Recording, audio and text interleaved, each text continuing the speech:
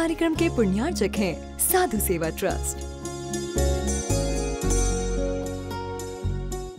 सभी गुरु भक्तों का एक ही प्रण, साधु सेवा और समर्पण। इसी भाव एवं भावना के साथ कार्य कर रहा है साधु सेवा ट्रस्ट। हम जानते हैं हमारे गुरुओं ने हमें इतना सब कुछ दिया, परंतु हमने अपने गुरुओं के लिए क्या किया, ये सवाल जरूर उठता है। देश के कई ऐसे प्रांत हैं जहां पर दिगंबर मुनियों को विहार करने में बहुत कठिनाई आती है। चौके वाले न मिलने पर विहार के दौरान आहार की व्यवस्था भी नहीं बन पाती। कई गांव व शहर आज भी ऐसे हैं जहां साधु संतों के चातुर्मास नहीं हुए हैं। इन सब को देखते हुए श्री साधु सेवा ट्रस्ट का उदय हुआ, जिससे दिगंबर मुनियों के आहार, विहार, प्रवास आदि की व्यवस्था को सुचारू रूप से बनाया जा सके, जिसके माध्यम से हमारा समाज, धर्म, संस्कृति सब सुरक्षित रह सकते हैं। क्यों न हम भी अपनी चंचला लक्ष्मी का सदुपयोग करें एवं अपने सच्चे गुरुओं की रक्षार्थ हेतु आगे आएं। योजना: परम संरक्षक 1,11,111 रुपए, वरिष्ठ संरक्षक 51,151 रुपए, संरक्षक 31,131 रुपए, आजीवन सदस्य 21,121 रुपए, सदस्य 11,111 रुपए। खाता विवरण: account name VVSP Sadhu Seva trust, bank name HDFC bank limited, account number 502033373358 IFSC code HDFC 0001273, trust PAN card AADTV 8567E, mail ID vvspsadhusevatrust@gmail.com।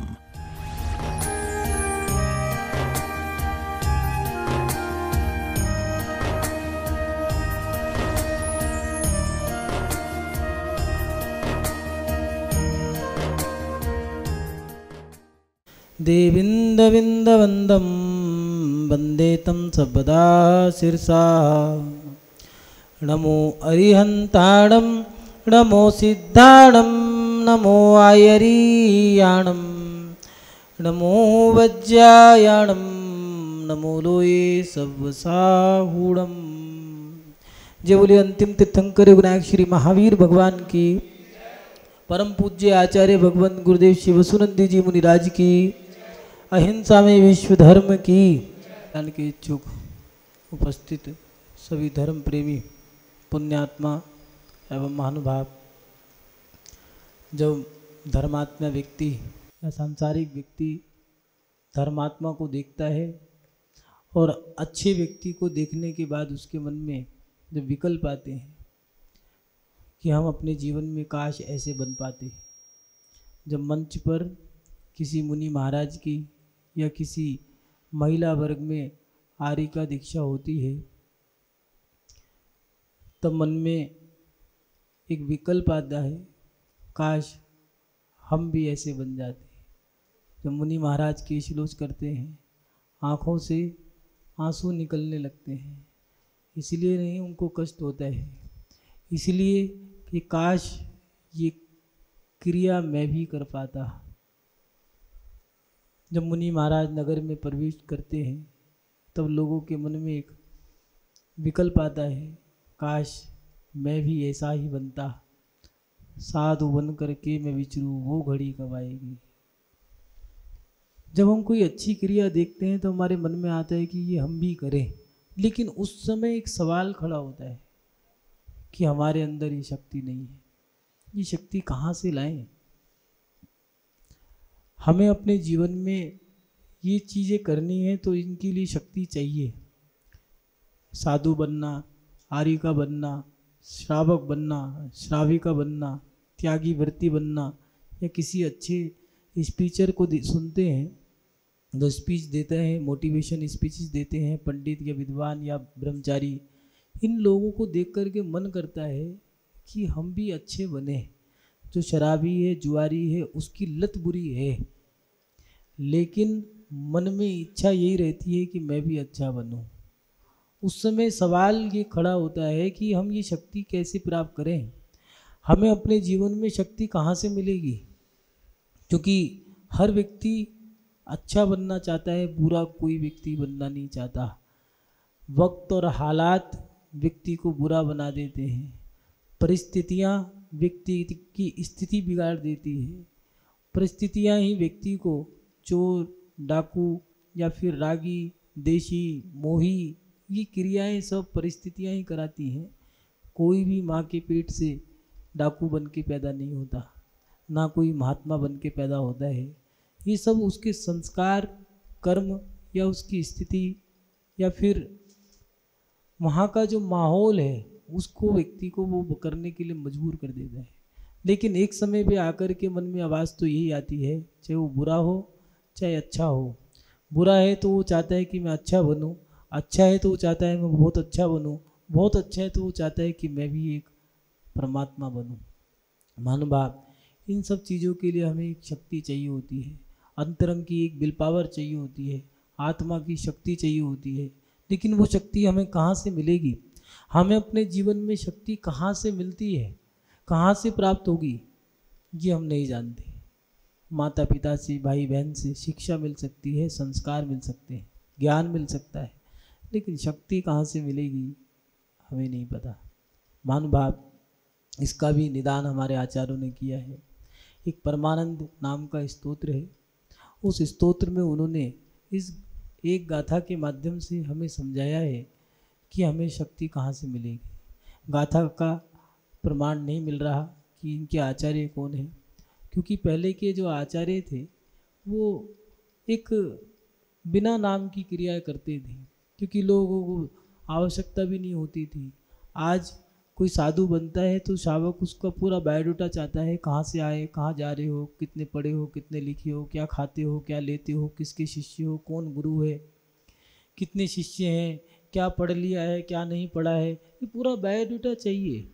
लेकिन पहले के श्रावकों को मात्र साधु को देख कर के ही नमस्कार कर दिया करते थे। परंपराएं बदलती हैं, काल परिवर्तनशील है। पहले ये था साधु इस मुद्रा से आए, बस हर घर में पड़घान की विधि शुरू हो जाती थी। चौका नहीं लगता था, चौका तो 12 महीने ही लगता था। जब साधु आते तो पड़घान विशेष कर लिया करते।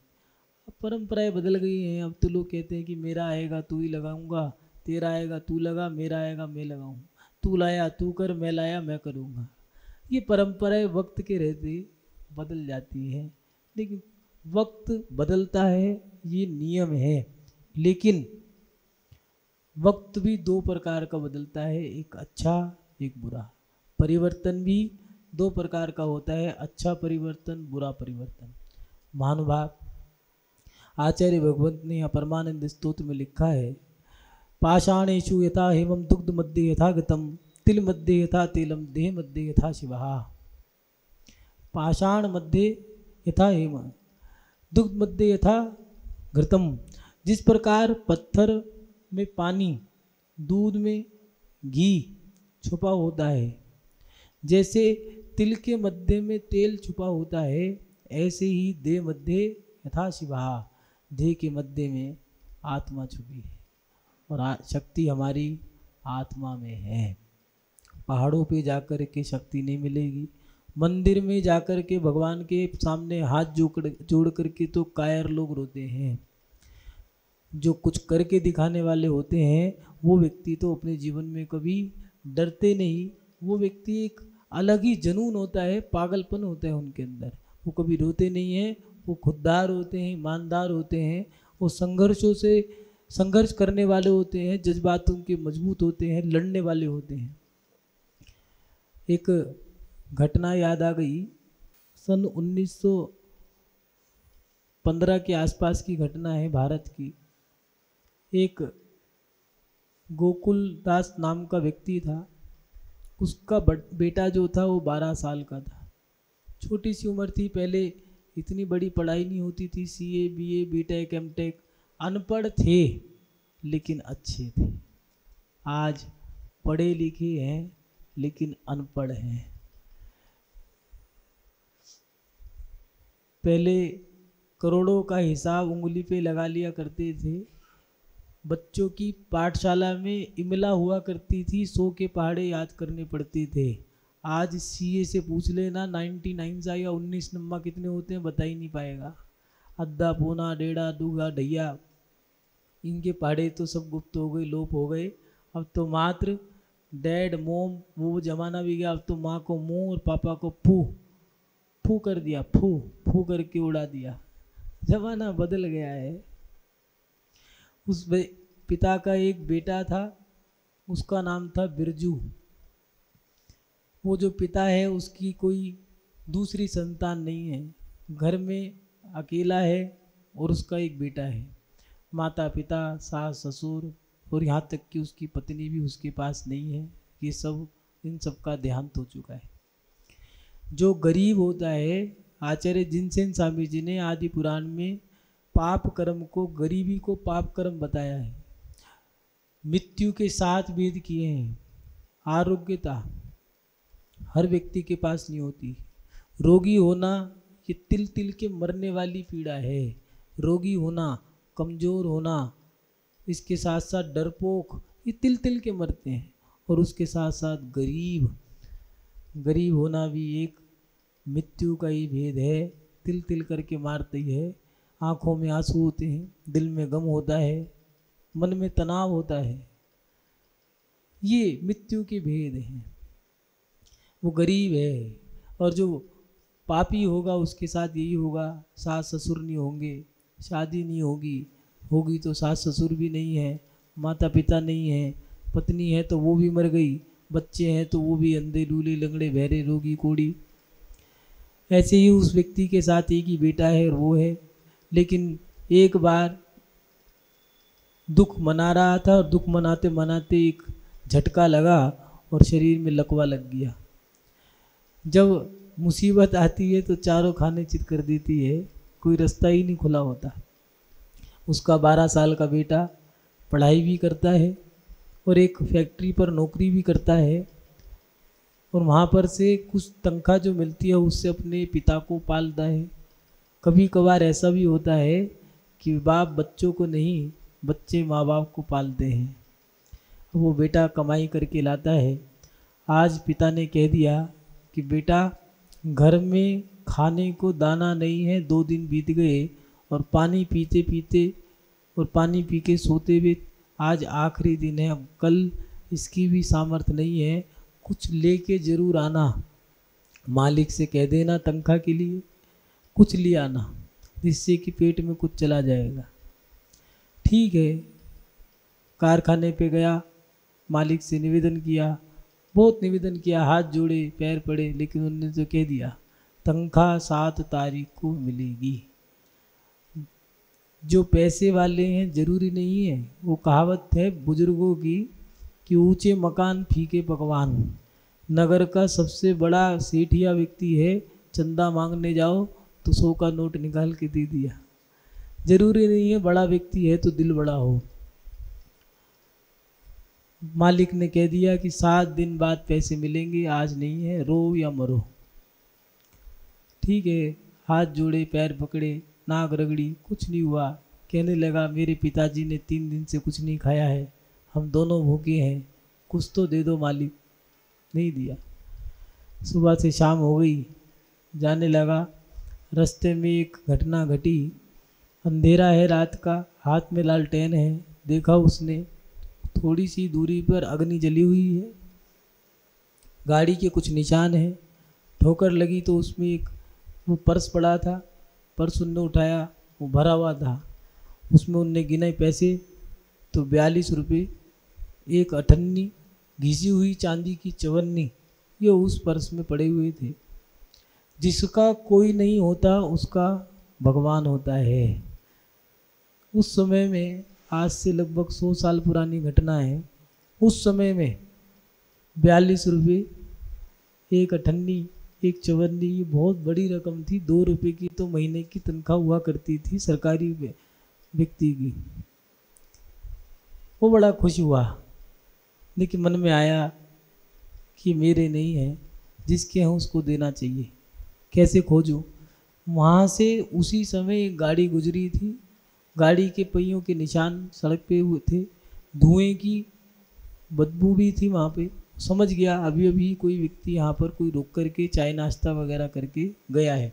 उसने नज़र दौड़ाई तो देखा गाड़ी जा रही है, वो दौड़ा, नंगे पैर दौड़ता गया, भागा, ज़ोर ज़ोर से भागा। और गाड़ी वाले ने जब देखा मेरे पीछे कोई भाग रहा है रात के अंधेरे में, उसने गाड़ी और तेज़ कर ली। नंगे पैर, टूटी फूटी सड़क, खून लहूलुहान पैर हो चुके हैं, लेकिन उसने पूरी शक्ति के साथ गाड़ी का पीछा किया और जाकर के आखिर में गाड़ी को पकड़ लिया।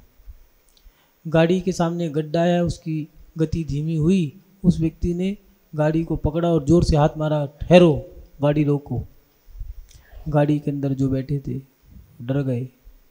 गाड़ी रोकी। रोकने के बाद पूछा, हिम्मत करके आगे सेठ जी थे, उनके पीछे उनकी पत्नी, उनकी बहू, उनकी बेटी और एक पोता था। गाड़ी का शीशा खोला, पूछा, क्या बात है, क्यों पीछा करता है हमारा? सेठ जी, आपका कोई सामान तो नहीं गिरा है? सेठ जी ने, सबने अपना अपना सामान खोजा, सब पूरा था, लेकिन सेठ जी का पर्स नहीं था। हाँ, मेरा पर्स गिर गया है, कहीं यही तो नहीं है? हाँ, यही है। गेट खोला, उसको दरवाजे गेट खोल करके बाहर निकले और कहने लगे, पर्स मेरा ही है। उसने कहा, पहले बताओ इसमें कितने रुपए हैं? सेठ जी हैं, पहले के लोग बनिया पक्के बनिया थे, आज के नहीं है। उन्होंने बता दिया, 42 रुपये, एक अठन्नी घिसी हुई 10 साल पुरानी एक चवन्नी इसमें पड़ी थी। तो उन्होंने कहा, ठीक है, ये आपका ही है। उनने सेठ जी को दिया और कहने लगा, मैं वहाँ से लेके आपके पीछे तक दौड़ दौड़ के आया था ये पर्स देने के लिए। सेठ जी बड़े हैरान हुए। उसके पैरों को देख करके उनके मन में बड़ा दुख हुआ। आज के समय में भी ऐसे खुददार ईमानदार लोग हैं। उसकी पीठ थपथपाई, गाड़ी में बैठ के चले गए। वो घर गया, पिता ने कहा, बेटा आज देर क्यों हो गई? रोने लगा। पिता उन्होंने कहा, क्या हुआ? कहने लगा, तू मेरा एक ही तो बेटा है, तेरे सिवा मेरा कोई नहीं है, और तू आज देर से आया, बस जी घबरा रहा था, इसीलिए मन में आज मन दुखी था, रोने लग गया।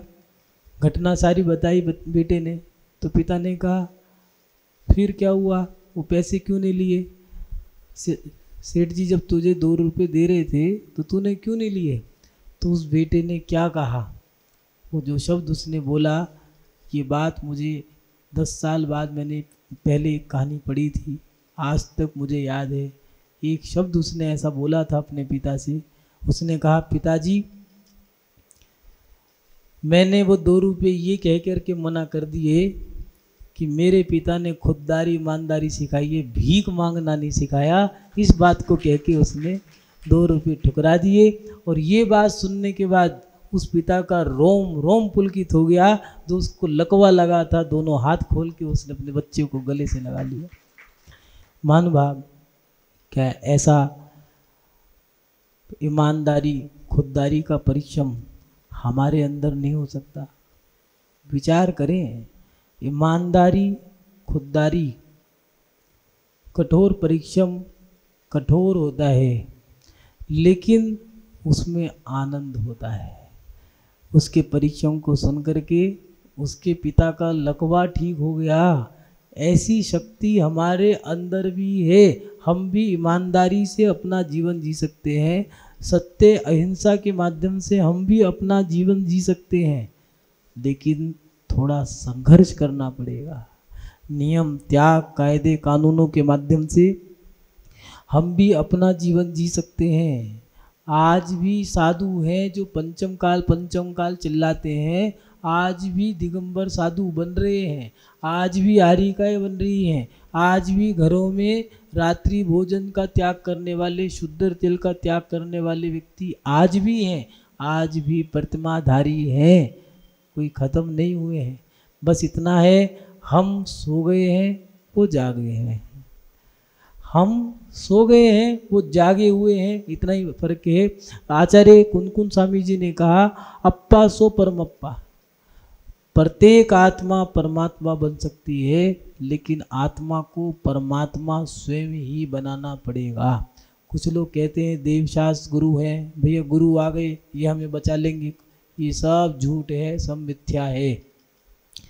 जो सोचते हैं कि गुरु हमारा कल्याण कर देंगे, कोई गुरु, कोई देव, कोई शास्त्र, कोई गुरु किसी का कल्याण नहीं करता। लिख लेना, काम आएगा। फिर हम तो मात्र शिक्षा देते हैं, कल्याण तो तुम्हें स्वयं ही करना पड़ेगा। भगवान ये शिक्षा दे रहे हैं कि मेरे जैसा बन जाओगे तो मोक्ष मिल जाएगा। दिगंबर साधु ये शिक्षा दे रहे हैं कि संसार में कुछ नहीं है, हमारी तरफ सब छोड़ दोगे तभी तुम्हें आगे बढ़ने का अवसर मिलेगा। और जिनवाणी में जो तुम्हें जानना है वो लिखा है। शिक्षा देना हमारा काम है। पूज्य गुरुदेव ने जो दीक्षा दी थी तो उन्होंने कहा था कि बेटा मैं संस्कार तो दे सकता हूँ लेकिन गुण स्थान तो तुम्हें ही बढ़ाना पड़ेगा। ऐसे ही हम तुम्हें शिक्षा दे सकते हैं, आत्म कल्याण कोई नहीं करेगा, स्वयं को ही करना पड़ेगा। जो संसार समुद्र से है तिरने की चाह, वेद ज्ञान नौका चढ़ो पर की छोड़ो आह। अगर संसार से तिरना है तो आपको चाह छोड़नी पड़ेगी। महाराज जी बस ये जिम्मेदारी ख़त्म हो जाए तो हम घर छोड़ दें, बेटे की शादी हो जाए तो हम घर छोड़ दें, बस दुकान चल जाए तो हम घर छोड़ दें। अरे क्यों भैया हमें टोपी पहना रहे हो, खामा खा हमें टोपी पहना रहे हो, साफ साफ बोलो। महाराज जी मुँह नहीं छूट रहा है। जो बोलते हैं वो कहा करते थे बुजुर्ग लोग, जो गरजते हैं वो बरसते नहीं, जो बरसते हैं वो गरजते नहीं। जो कह रहे हैं वो कहते रह जाते हैं, जो करने वाले हैं वो आगे निकल जाते हैं। महानुभाव, अपने जीवन में अगर आत्मा का कल्याण करना है तो अपने परिश्रम को, अपने जीवन में ईमानदारी को, अपने जीवन में अपने साहस को, दृढ़ता को, कठोर परिश्रम को बढ़ाना होगा, जिसके माध्यम से हमारे जीवन में एक नया मोड़ आता है, एक नई दिशा मिलती है। ईमानदारी से जीने में संघर्ष तो है लेकिन आनंद है। परिश्रम करना हमारे जीवन में, कठोर परिश्रम करने से खून पसीना, वो कहा करते थे खून पसीने की कमाई है। जो बाप के पैसों पर, जो माता पिता के मकान दुकान या फिर जायदाद मिल गई है उस पे राज कर रहे हैं, उनको नहीं पता क्या होता है पैसे का महत्व क्या है, पैसे की वैल्यू क्या है। जिस व्यक्ति ने मेहनत की है, पाई पाई जोड़ करके अपना मकान बनाया है, उससे पूछना दीवारों पे की गई पुताई का क्या महत्व है, उससे पूछना टके का क्या महत्व होता है। जिसने पापड़ बेल बेल करके घर घर जा कर के फेरी लगा करके पैसा कमाया है, उसे पता है मेहनत क्या होती है। वो 2 रुपये तो छोड़ो, एक पैसा भी खराब नहीं कर सकता। लोग कहते हैं कंजूस है, कंजूस नहीं है। जिसने मेहनत करी है वो कंजूस नहीं है, उसे पता है पाई पाई का क्या महत्व है। 1 रुपया भी खर्च करेगा तो 100 बार सोच के करेगा कि सही है या गलत है। और जिसको तो खैरात में मिली है जायदाद वगैरह, वो क्या जाने, वो तो आसमान में बैठा है। लेकिन याद रखना, जो ज़मीन से उठ के आसमान में बैठते हैं वो ज़मीन पे गिरने के बाद भी संभल जाते हैं, लेकिन जो आसमान पे बैठे हैं, जिससे खैरात में मिली है वसीयत, जब वो गिर जाते हैं तो वो संभल नहीं पाते। इसलिए अपने जीवन में अपनी खुददारी, ईमानदारी से अपने जीवन को जियो, अपनी आत्मा की शक्ति को बढ़ाओ। महात्मा गांधी जी, उनके जीवन के बारे में आता है, मैं उनको पढ़ रहा था तो उसमें था कि वो जेल में थे और बाव उनसे मिलने गई, उनकी पत्नी। तो जेलर आया और कहने लगा कि मैं ज़रा बता दिए यहाँ बैठ के आप बात कर सकते हो। बैठा रहा और थोड़ी देर के लिए बाहर चला गया, वापस लौट के आया और कहने लगा समय हो गया, बात पूरी हो गई। उन्होंने कहा बात पूरी क्या होती, आप चले गए थे, मतलब आपने ही बताया था कि कोई कैदी अकेले में चर्चा नहीं कर सकता। जब आप चले गए हमने चर्चा बंद कर दी, बैठे रहे। महानुभाव, जब वो बात चली गई और वो जो जेलर मर गया, उसके मरने के समय पर उस महात्मा गांधी, उनके अनुशासन का कितना प्रभाव पड़ा कि जब वो जेलर मरा तो उसके सिरहाने गांधी जी की फ़ोटो मिली और कुछ नहीं मिली। ये हमारे जीवन अनुशासन का महत्व है। ऐसे ही पूरा विश्व गांधी जी को नमस्कार नहीं करता है, आदर्श नहीं बनाता। राष्ट्रपति बहुत सारे हैं, राष्ट्रपिता महात्मा गांधी ही क्यों बने? कहीं ना कहीं उनके अनुशासन थे, उनके जीवन में कहीं ना कहीं अपने अंतरंग में जीवन को सार्थक करने की कला थी, जुनून था, जज्बा था। मान बात, हमारी शक्ति हमारी आत्मा में है, आत्मा की शक्ति हमें जगानी पड़ेगी। अप्पा सो परमप्पा, अपनी आत्मा ही परमात्मा है। इस आत्मा को परमात्मा अगर बनाना है तो अपने आप को आप लोग जागृत करें, धीरे धीरे मोह की कड़ियों को तोड़ें। पहले 10 बच्चे हुआ करते थे, माता पिता फारिग थे, ठीक है कहीं भी जीवन जी लेंगे, छोटा नहीं तो उससे छोटा, बड़ा नहीं तो उससे बड़ा, किसी के पास भी रह लेंगे। आज हमारी ये स्थिति है, एक ही है, मारे तो भी इसी के पास रहेंगे, प्यार करे तो भी इसी के पास रखें, लात मारी तो भी तू ही है, ना मारी तो भी तू ही है। हमने अपने मोह के कारण, अपने परमार्थ के कारण जो परिस्थितियां खड़ी कर दी है, वो परिस्थितियां हमारी लाचारी का कारण बन गई हैं। अपने जीवन में अपने आप को जागरूक करें, अपने जीवन में अपने आत्म कल्याण के मार्ग पर आगे बढ़ें। आत्मा की शक्ति कहाँ से हमें, अपने जीवन में शक्ति कहाँ से प्राप्त होगी? तो हमारे जीवन में शक्ति हमारी आत्मा में है। जीवन के अंतिम पड़ाव पर तब एहसास होता है कि हमने सब बर्बाद कर दिया, जो कर गए वो ले गए, जो ले जाने की सोचें कि ले जाएंगे वो वहीं छोड़ जाते हैं। इसलिए अपने जीवन में अपनी आत्मा की शक्ति को बढ़ा करके, शक्ति बढ़ानी है तो अपने अंदर का वैभव देखो, अपनी आत्मा की शक्ति बढ़ाओ। वो शक्ति है छोटे छोटे नियम, त्याग, इनको धारण करके परिश्रम और उसके साथ साथ अपने जीवन में दृढ़ता को धारण करो। जरा सी कोई बात हुई नहीं, हम डिग अडिग जो थे वो भी ख़त्म हो गया। प्यास लगी पानी पी लिया, भूख लगी भोजन खा लिया। पहले के लोग दिन ढला, अब पानी की बूंद भी नहीं जाएगी, डॉक्टर ने कह दिया मर जाओगे, मर जाएंगे, लेकिन पानी में हमारे मुंह में मत डालना। वो कहा करते थे नियम बड़ा है, त्याग बड़ा है, जीवन बड़ा नहीं है। आज के लोग कहते हैं कि भैया खाए जाओ, रोज लो, मौज लो और भोज लो। तो इन चीज़ों से कल्याण नहीं होता है। धीरे धीरे अपनी आत्मा की शक्ति बढ़ाएंगे, धीरे धीरे हमें आगे बढ़ना है। छोटे छोटे नियम लेकर के त्याग धर्म के माध्यम से हम आगे बढ़ेंगे। मानवभाव अपने जीवन में अपनी शक्ति को आत्मा के माध्यम से उठा सकते हैं।